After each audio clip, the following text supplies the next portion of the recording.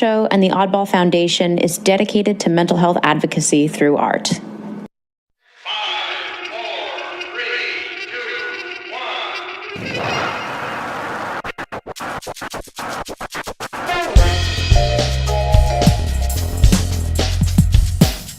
1. Oddball Show features content intended for mature audiences. If you'd like to view a content warning before listening, please check out the episode description. The views put forth by our hosts and our guest reflect the speaker's opinions and not the official stance of Oddball Foundation. Thanks for listening. We hope you enjoy the show.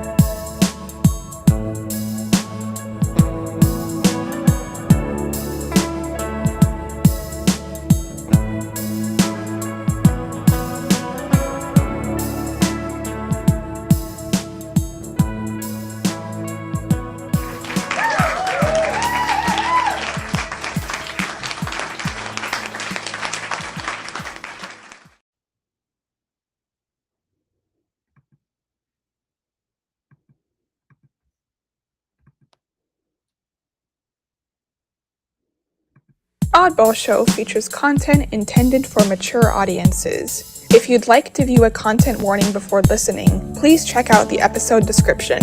The views put forth by our hosts and our guest reflect the speaker's opinions and not the official stance of Oddball Foundation. Thanks for listening. We hope you enjoy the show.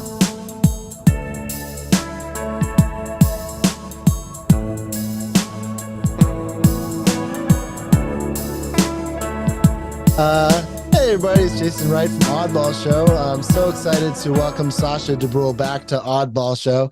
Sasha is a Los Angeles-based therapist and counselor where he uses an approach called transformative mutual aid practices, also a co-founder of a group called the Icarus Project and a current advisor to the Institute for the Development of Human Arts, or IDA. Sasha, welcome back to Oddball Show. It's been a while. Yeah, great to be here. Thanks, Hey, Jason. last time we talked was 2020, I believe. Yeah, it was in the middle of the pandemic. It was the middle of the pandemic. Yeah. How are things going since the pandemic for you?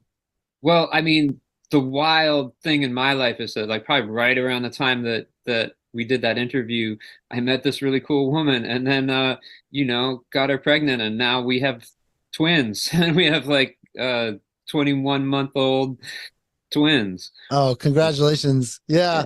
I mean, as you know, well, I don't know if we've talked, off, through email and stuff. I have a daughter now, Emerson, who is 9 months. She'll be in 8 days, she'll be 10 months old.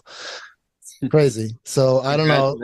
Yeah. I feel like you're just a little bit ahead of me with like all the life stuff that's happening. So oh yeah, man. It only gets more exciting. It only gets more exciting from 10 months. So my daughter is currently she's sort of standing up a little bit, which is pretty cool, and doing a lot of crawling all over the place. Definitely getting into stuff. She really likes, I don't know if you can relate to this, but a lot of wires, a lot of electronics for sure. That's what she seems to find whenever she's crawling around. So at 21 months, what are your kids doing that is interesting? And by the way, what are your kids' names again? I know you have a blog about them, but what are they? Lila and Tyler. Lila and Tyler. Okay. We have a girl child and a boy child, and I mean, well, congratulations, because that's like what people want. People want the boy and the girl. Oh yeah, I wasn't even thinking about that was like a way too scary prospect, the thought of having children. So how did you get twins? Wow, congratulations! It just happened. That's great. I know. Have you ever heard of a story of someone's like, I want a boy and they have a girl. I want a boy and I have a girl. I want a boy and I have a girl. But like, you got the boy and the girl. That's great. My brother has the boy and the girl. My friend has the boy and the girl. I have a girl who I actually adore. And then maybe I should go again and have a boy. But you did it right away. Boy and girl. You nailed it. You're good. You're good. You're golden. That's great. I mean, the beauty of it is just like the love, like it's intense. It's a lot of work, but there's so much love. And, I can see it. Yeah, I can see it when you talk. I can definitely see it. I love looking by eye. Yeah, I feel like everything is, a big part of my relationship with my kids is that I'm constantly playing the music and we're constantly dancing and singing um and just love songs take on this whole different meaning, you know. Yeah. I felt like that when I first listened to Stevie Wonder after Emerson was born, and there's a song by Stevie Wonder that says, for once in my life, I got something to live for. That song, and someone who needs me now. I was like, hey, what if he's talking about, a kid when he's writing? Because I don't know, I don't know if that's a love song. I feel like that's a song towards a son or a daughter. So I feel like, so when I heard that song, on some, I know that song, yeah, we listen to a lot of Stevie Wonder in my household. I feel like there's all the cliched stuff about, the like that the kind of love that comes, from having a child, and the way that you end up being, the love that is different than any other kind of love. But I'll tell you something, man, and this just comes from being like, I was a really unhappy kid. I mean, I was obviously, like, I said I was a happy kid, but like I had a lot of unhappiness in my childhood, and definitely as a teenager, I was like really um I was really pissed about being brought into this world. Like yeah, I was really angry at my mom, frankly, for having me. And so that those are youthful experiences informed for me for years, like the kind of this, I don't know, animosity I almost had towards like parents, like, oh, so you're gonna have this kid so that this kid just like loves you and doesn't have any choice in the matter? Like, what the fuck?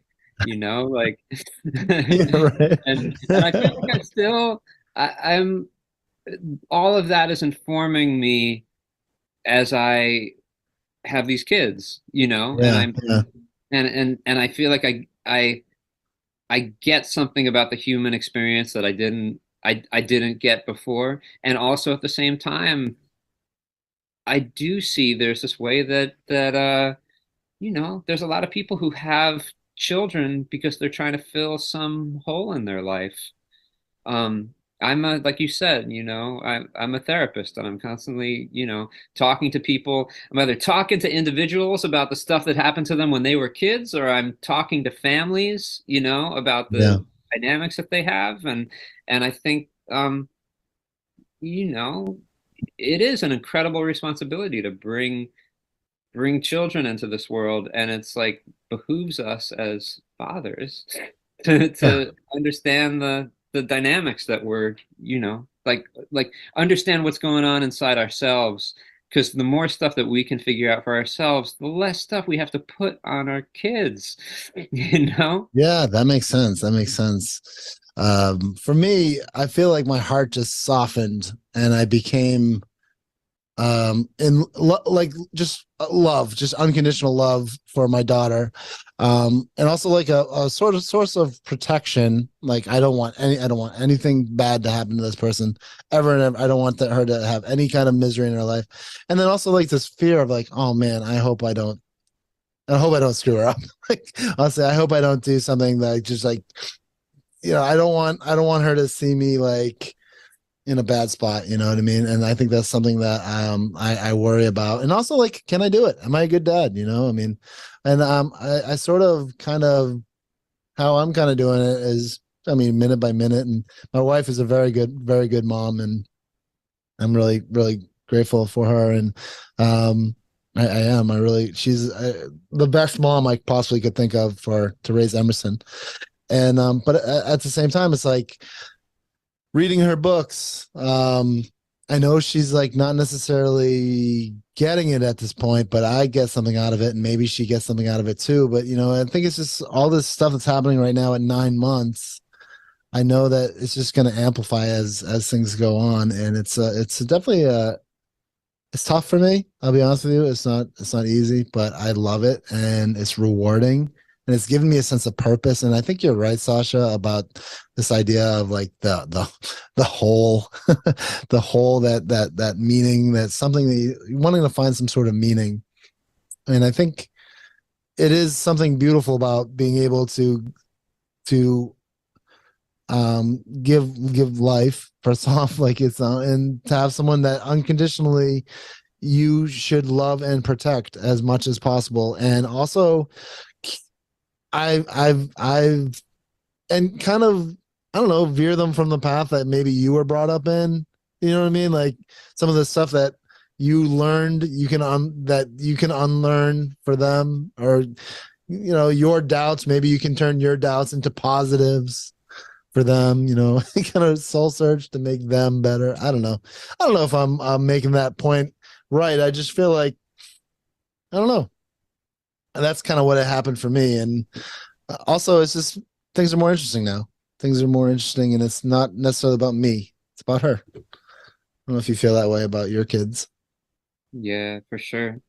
And I think that like there are different traps. There's all kinds of different traps we can fall in.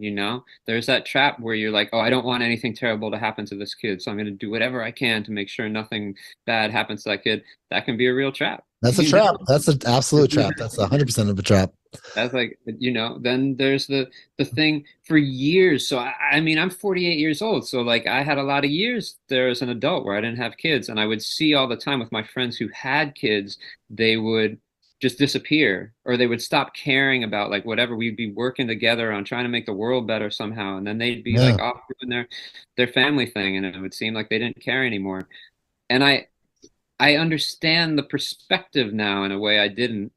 And at the same time, I think there is a way that we can care about our own kids and use that as a way to not care about other people's kids. And so I'm really interested in how do we how do we care about other people's kids at the same time that we care about our own kids? Well, I think that that's a really interesting point. And when I'm gonna say something about Oddball Foundation for a second, take off my Oddball show, Oddball Foundation, president of Oddball Foundation. When we were creating the mission, someone I spoke to, my mentor, was like, "What would you want to see for the world if Oddball Foundation was a success?" And I think in that kind of vein, I'm just gonna say like that was the idea, right? We could take off that Audible Foundation hat and now put Oddball Show podcast Jason back on.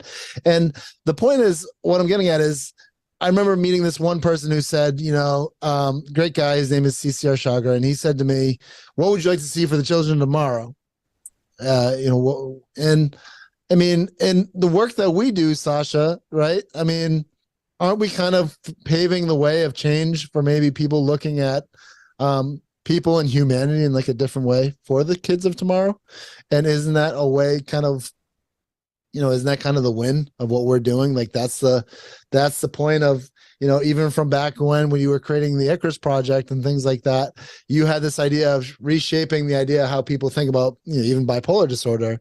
And now we have this whole idea of reshaping how people think about mental health in general. And that it is, for me, I always think of the brain body connection and trauma and how it's related, and not necessarily how it has anything to do with some sort of chemical balance or something that's innately wrong with you. And if we can kind of impart that to our children at a young age or something, or just in general, or kind of teach them with that kind of view to look at, I mean, wouldn't that be kind of the win of what we're doing as, people who are trying to be major change agents in the world? Well, I think it's all like I'm always interested in the stories of people like someone like Artie Lang. I don't know if you know who he was. He was a Scottish psychiatrist in the 60s. But like that guy had like all these, really intense critiques of the family system and how it made people crazy or whatever. But then you listen to interviews with his kids and they're like, yeah, he was totally abusive. My dad was an asshole. And I think about stuff like that because I do stuff in the public realm. I like proclaim, like we need to change the way the society thinks about mental health and mental illness. But at the heart of it, like, yeah, I want my family unit to be healthy. I want my kids to be supported. I was raised in a really toxic environment where I had two parents who really hated each other, and that created a lot of conflict. I mean, you want to talk about bipolar disorder? Yeah, there's some like chemical, biological thing going on there, but I think that biggest part of my bipolar disorder was that I had these two, like, warring parents, and then I was like a little island in the Cold War that was getting battled over. Um, so I feel like it starts with us and our own internal families. I mean, a lot of the work that I do these days is I'm really inspired by internal family systems therapy. But I think it's about our own internal work, and then doing, and then like work with family, and then work with like the larger community and institutions that we're a part of. And then it works its way out. It's like it's very fractal, like, what's going on with us. Our fingerprints, are like the same patterns as the galaxies that we live in, and it's just like patterns. I learned that from reading Adrienne Marie Brown, Emergent Strategy, like the idea that whatever it is that we're doing, whatever it is that we practice, that's going to ripple out and have its effect. So if whatever you're practicing in your relationships, yeah, you may profess to be doing some really awesome shit with the Oddball Foundation or whatever, but like really it's about like how you're treating people and how you relating to people like on the day to day, like your relationship with your kid. So Yeah, well, that's 100% how.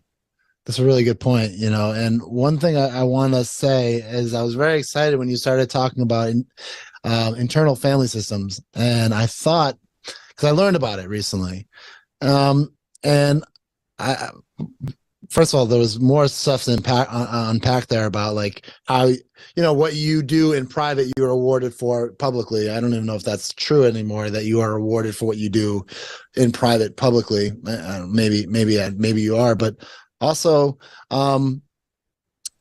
that's what they say, whatever you practice in private you're awarded for publicly.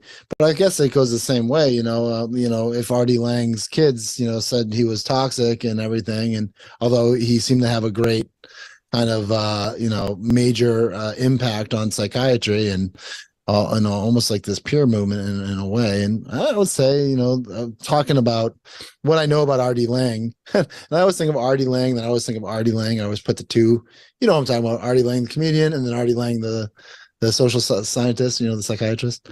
So I always think of both of them. But what I know of Artie Lang, the psychiatrist, is from a video that I saw where he was talking to someone with lived experience about the being generally curious about someone and their voices and stuff like that, and how that influenced psychiatry in that way.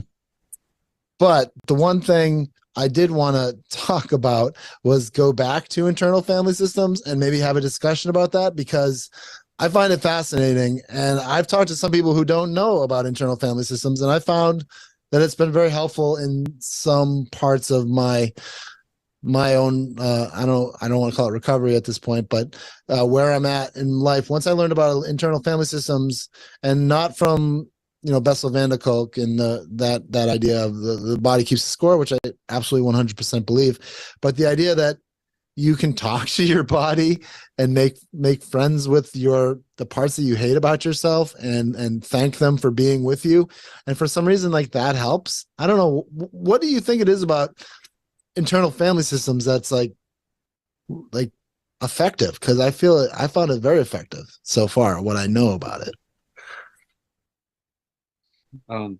well, I think that it can be useful to think about ourselves as individuals. That can be helpful, to think about ourselves as like being single individuals. But it can also be really helpful to think about ourselves as having multiple parts, that having multiple parts of ourselves that have relationships with each other. So um, there's a lot of human behavior that seems like it doesn't make sense when you look at it through the lens of, okay, we're just all, individuals. But then when you realize that we have multiple things going on at the same time, other stuff comes into view.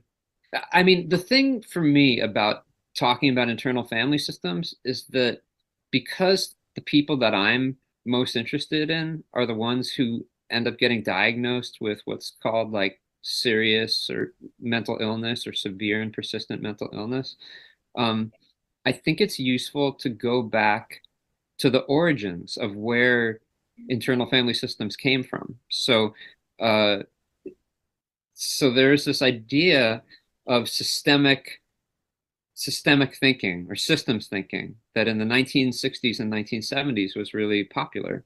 Um, and the discipline of family therapy was really influenced by it. So in the 1960s and 70s, like it was a very popular idea that if you had a family of people, if one of those people in the family was diagnosed with schizophrenia, instead of seeing that as like some biological illness, it was seen as a manifestation of something that was happening in the family, like that the psychosis or the madness was like something. It was like it was a family dynamic, and that idea, like a lot of people were talking like that in the 60s and 70s. There's Gregory Bateson, he had that whole double bind theory of schizophrenia.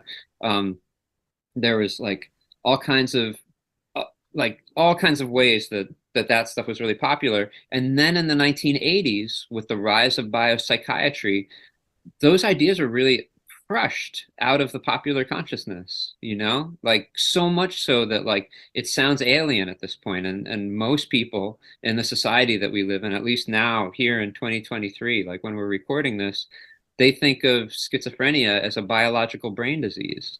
They think of it as something that's like you're born with it, it's genetic, it's just like some stroke of unluck that happens or whatever. So internal family systems has those roots. It's a systems thinking. It like looks at what's going on, um, like in the outside world, but then it takes it and then it brings it onto the inside and says like, okay, everybody has a bunch of different parts, the same way a family would have different parts. And so, and this is like the really critical piece, Jason. So like hold on to this if you want to understand IFS. In the IFS model, everyone has a self, and that self is fundamentally curious and compassionate and creative and courageous. And that part is like there, we're born with it. Your little girl just has that inherently. She's got it, right? And then what happens as we get older and we get socialized, and oh, we have to be potty trained, and oh, we have to all these maybe there's trauma that comes along with it. Maybe we like these different parts come along. We have to figure out how to fit into society.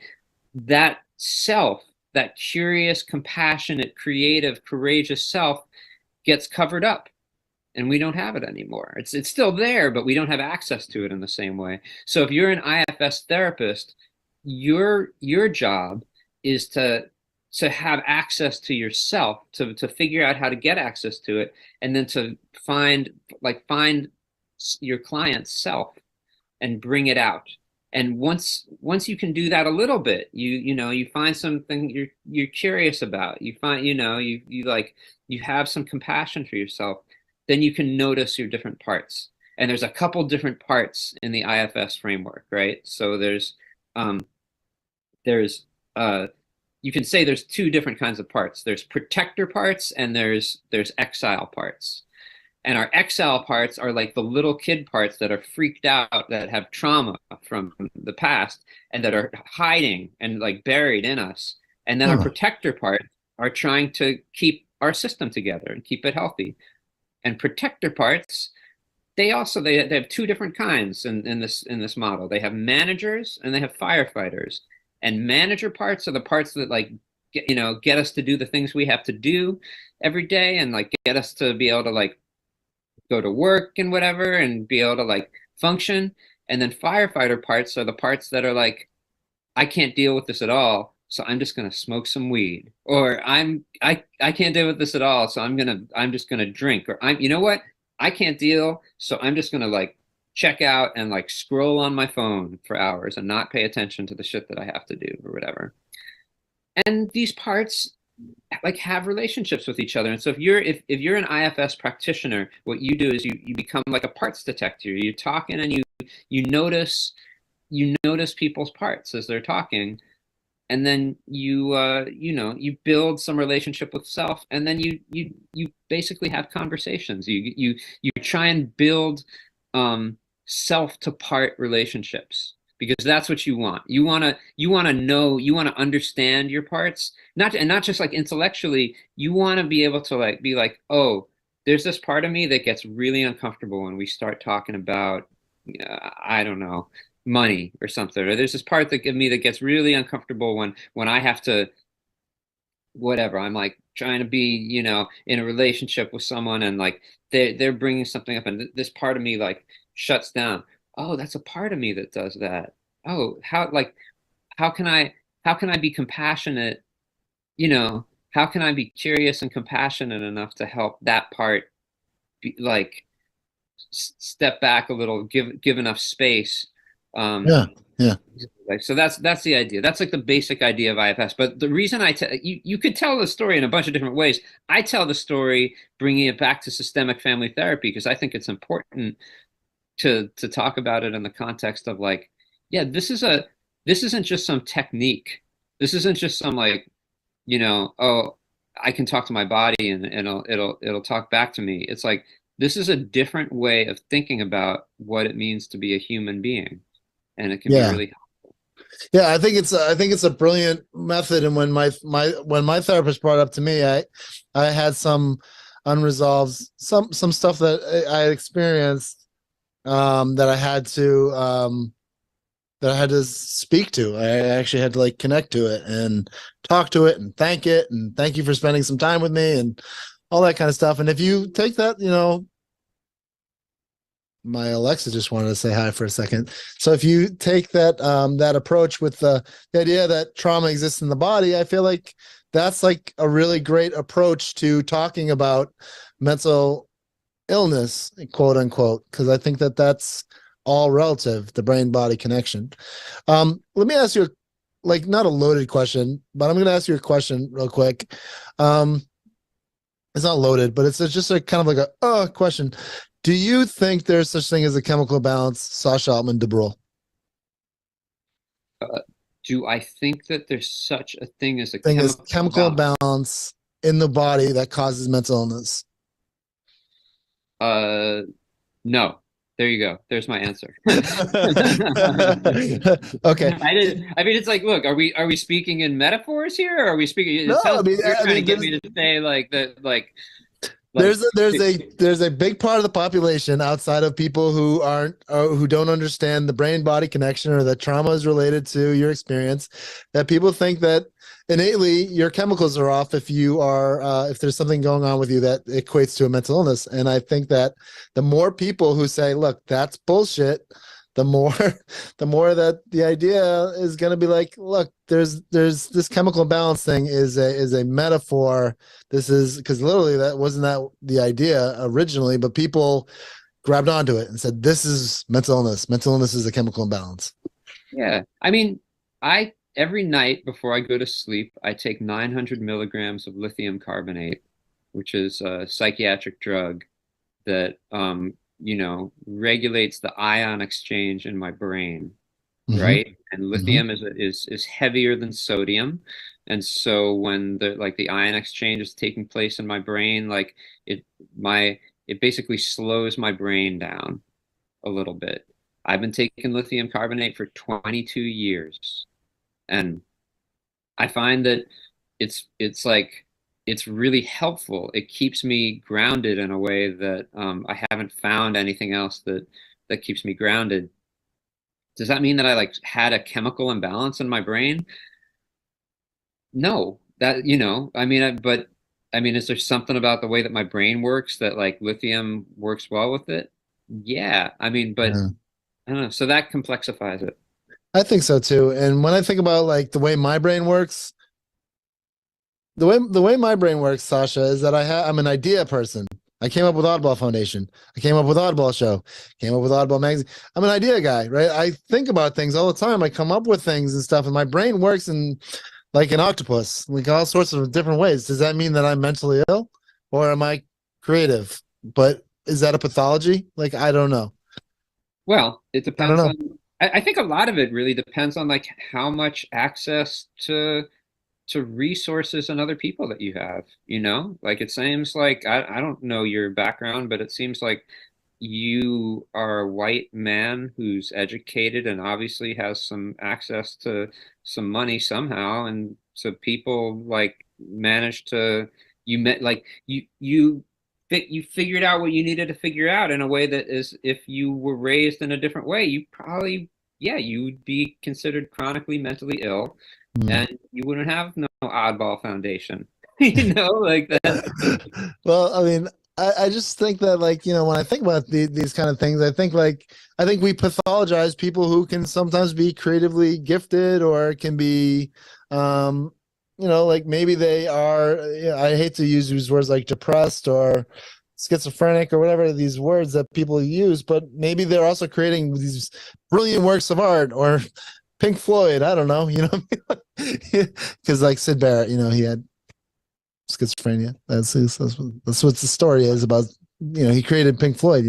So like, Yeah, if yeah. someone like Sid Barrett, what if Sid Barrett was not Sid Barrett? Would Pink Floyd exist? So you gotta think about these kind of things. Like there is madness in art, and art in madness, and why do they have to be somewhat pathologized? And I guess that's kind of like where I'm going with that. Like, why does Yeah, art have like to be I just pathologized? I might disagree with you though, in that I feel like there's there's some level on which, of course, like is it what's getting pathologized? You know, like people love creativity, people love brilliance. The it's the stuff that comes along with it that like actually do you want to spend time around someone who's in some like really intense creative process and is like super narcissistic because they're not thinking about the other people around them, like you know Yeah, the right. like that like I don't think anyone's everyone wants there to be like the brilliance. No, everyone, Pink Floyd is like they're like where everyone's psyched about it. They don't want their friend to be, you know, suicidal and like having to take care of them. You Right. know, that's Right. like so. I mean, I pointed out the fact that like I think that on some level there is a certain amount that like there's some people who just like struggle no matter what, but I think there's a certain amount of privilege that like keeps people from having to struggle or for having to get a label, and I Yeah. think and then I think on top of it, like the society that we live in, there's such a legacy of um genocide and Oh, sure. oppression and like just like unspoken about things that like end up like causing so much like inner turmoil for people, and they think it's about it's put on the individual rather than seeing it as some larger systemic thing or societal thing. So I think that the individual oddball who just manages to be like creative and brilliant, like people love those people. I'm sure people love you, like that. You're not like you're doing fine. I'm doing fine. Like I'm as Yeah. long as I don't fucking lose my shit and like like Well, that's the thing, Sasha. If how can you keep someone who you think who is, might be a gifted artist or something, who is starting to get into that realm of like, holy shit, this person's unmanageable. In your opinion, how do you keep them from, I mean, flying too close to the sun? Kind of like, like how do you keep them? How can you maintain a relationship with someone? And that's, I think that goes to these all ideas of like, how can you have these difficult conversations when someone is, how can you help someone who is, might be, in this case, like for like, we're using like an artist or something who is like a Brian Wilson type, like he's creating pet sounds and, people are like, what are you doing? How could you keep that guy, that person, that artist, that person in that space away from harm, I guess? How can you keep that person? How can you maintain that conversation without like saying this guy's too much, or this person's too much? I can't handle them, or they're chaotic and it's causing me chaos.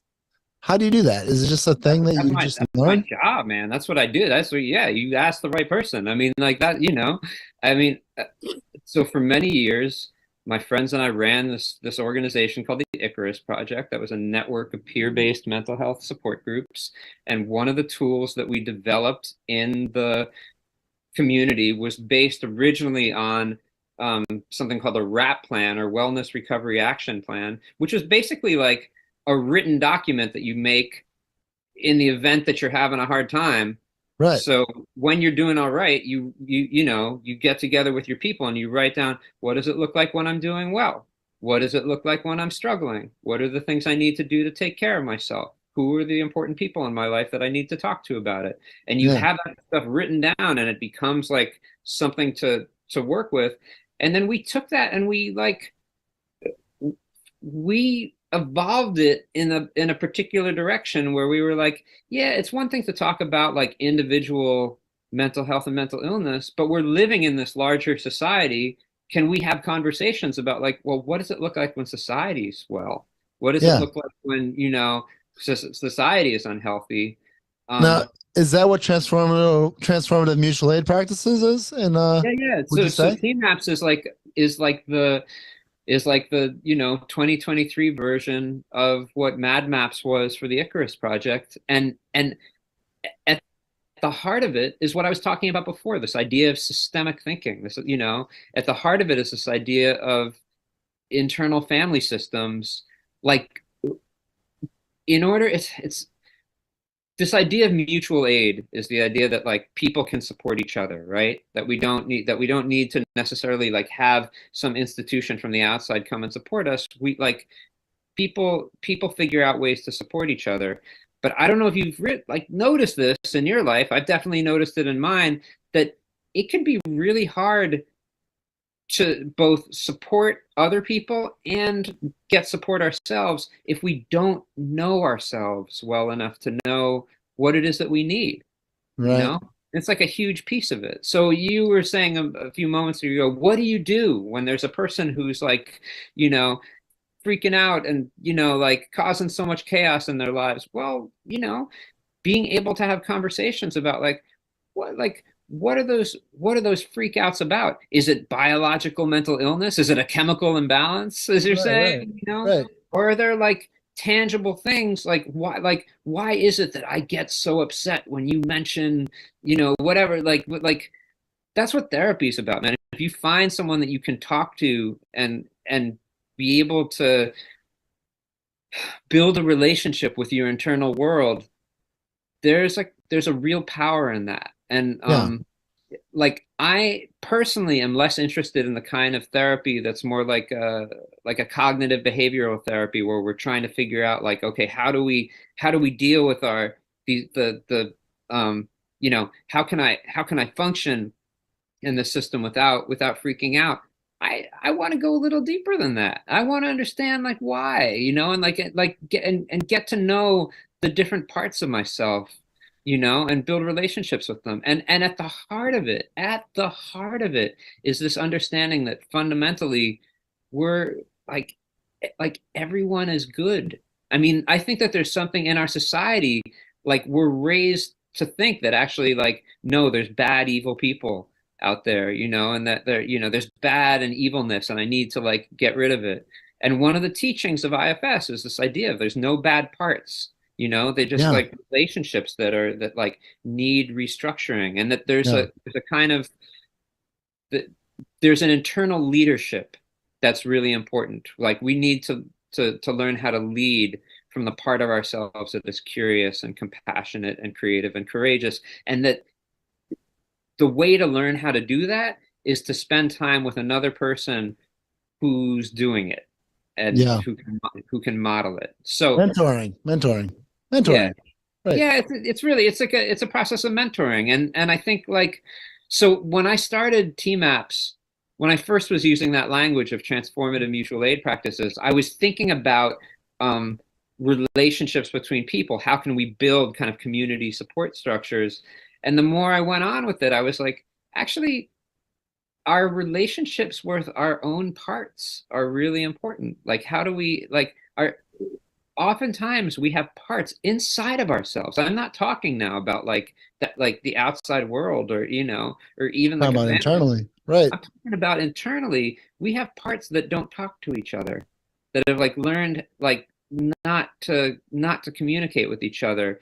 And if they were to listen to each other, it's kind of like um it's like intermediation, you have to kind of learn to like mediate the different parts. So like doing something more different than just like, hey, like your part's here and hanging out with it and asking it questions and thanking it for being, but like bringing out another part and having that conversation with like two parts of yourself at the same time. Is that kind of what you're saying? Like, Or even more. I mean, the way that the technique, the way you do it, if you're an IFS therapist, is you find a part that you want to work on. You want to, and then you engage. So you're like, someone decides, okay, I want to work on this part that's like really angry with my mom, or whatever, right, and right, then right. and then and then you ask the question. This is like one of these like key questions in IFS. Okay, well, how are you feeling towards that part that's angry with your mom? You know? And then the person sits and thinks, and they go, you know what? I'm really angry at that part. Like I'm really actually that part's like me into a lot of trouble. And then you go, aha, well, that is another part. So like let's let's focus on that part, and then you do it again, you're like, okay, well, we've talked to that part. Can that part step aside? Now let's check in again. How do you feel towards this part of yourself that's so angry with your mother or whatever, and then you some other part comes up, but you do it eventually, and eventually you get down to this place that you're like, I'm actually really curious about that part. I'm really, I feel a lot of compassion for that part. And then you go, aha, we've reached the Is self. that another part? Is the compassionate part another part? Or is, oh, that's the self. Okay. The Because that's self. your compassion. Your compassion is compassion, caring, curious, and caring, uh, cour- Courageousness, courageous. confidence, creative, clarity, So, like. Sasha, team apps. How does an agency get involved with team apps? How do we implement that? How does it become your idea to multiple agencies' ideas, that it actually becomes a thing that peers use as a tool? And maybe I'm just, this is already a thing that's being used and I'm not aware of it. But how do people who want to learn more about transferable mutual aid practices and bring it to like their agency or their recovery center or their whatever it is, how do they do that? How do you bring it there? So I have two answers for you. And the first answer is they go to tmapscommunity.net. So tmapscommunity.net. And they'll find a website that me and Jax McNamara made, the person I started the Icarus project with. And there's a bunch of information. When I was training peer workers in the mental health system, we developed a 5-section training, um, and people use it. But then the other answer is they reach out to me. They come and find me, and we have a conversation about it. Oh, It's that's a, awesome. yeah. Oh, very cool. Sasha, I want to talk briefly about IDA and what you are working on with IDA, and what is IDA for people who aren't aware of IDA. I mean, we already kind of talked about transformative mutual aid practices. I mean, people might not even know what internal family systems is. Maybe they should just look it up before they talk to us about this. Yeah. They should look up IFS. Yeah, okay. I'm looking at But the clock, and I'm I realizing know we we got have like 3 2 minutes. minutos. So what's going on with IDA? All right. So IDA stands for the Institute for the Development of Human Arts, and it's a training institute for mental health workers to teach practices that can help transform the mental health system. And the way that we started the way that we started it, there was like a crew of us that were working on it. And just to be clear, I don't work for IDA. I just work with them. You work with But IDA, right? work with IDA. Um, IDA's like, grew out of the Icarus project. But the the idea is basically like, you know, there's all these conversations that aren't happening in the mental health system because people are scared to talk about their own lived experience with mental health issues. Yeah. And so we make sure that the people who are teaching with Ida, that there's always people who have are open about their own lived experience with mental health issues and not just talking as some kind of academic. So yeah, go to idha-nyc.org and you can learn more about it. And finally, with the 1 minute we have left before you have to go be a dad, what is your blog? Tell us about your blog. I get it now. I enjoy it. I have two Substack blogs that I post on weekly. And one is called it's like Dad of Lila and Silas. And it's just I write about being a dad. And then the other one is called Underground Transmissions, and I post about my mental health work on there. So yeah. And can I ask you one last question? We have 1 minute left. What book would you recommend, and what are you reading right now? Well, I would really recommend to anyone who is interested, whose interest is piqued by this internal family systems thing, just read the Introduction to Internal Family Systems that was written by Richard Schwartz. I mean, it's a very readable, short book that's the basics of the IFS system. And I don't know, man. I mean, I'm a therapist, so it's what's sitting right in front of me right now. I'm reading a book called Understanding and Treating Chronic Shame, a Relational Neurobiological Approach. But that's the kind of shit I like to read. That'll be in the show notes, I guess. Sasha, I really appreciate you coming on the show. I really do have a lot of fun talking to you. Congratulations on being a dad. Yeah, you too, man. You're 21. You're 21 months. You're 11, 12 months ahead of me. I don't know, but it's a real journey, and I hope I see you real soon and talk more. And yeah, let's connect again, Sasha. Thank you for being on Oddball Show. It's been a pleasure. You can find out, Sasha, are you on Instagram or anything that people can Yeah, I'm on Instagram. I'm Sasha _ tmaps. All right. And if you thank you for being on the show, Sasha. I really do appreciate you taking your time, and tell your kids thank you from Oddball Show right. for letting Dad come on the show. Okay, bye. Goodbye. So this has been the Oddball Show. Had a great conversation with Sasha Altman DeBrule. I like him a lot. I wish we could talk more. I feel like he has a lot of wisdom that he imparts very, very in little, just finite. His words are very chosen very well, I think, and mine are not. Mine are kind of blah. But anyway, regardless, I really did appreciate talking to Sasha Altman DeBrule. So I have some time. So let me talk a little bit about Sasha Altman DeBrule's stuff. First of all, you got Maps to the Other Side. This is how I first learned about him. You can learn about him with the Icarus Project and stuff that he did with the Icarus Project.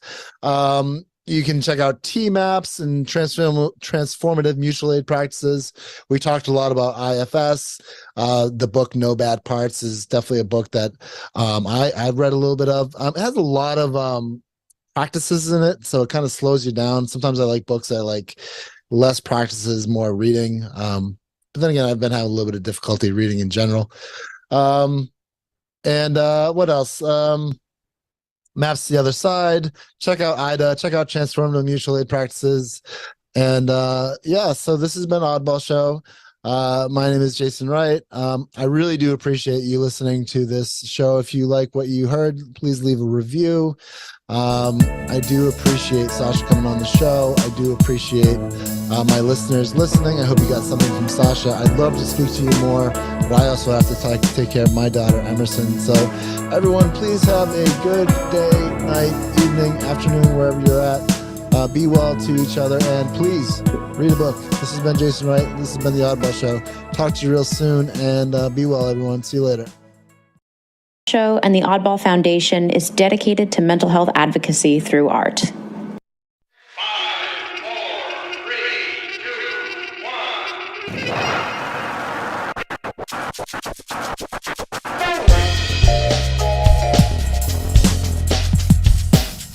1. Oddball Show features content intended for mature audiences. If you'd like to view a content warning before listening, please check out the episode description.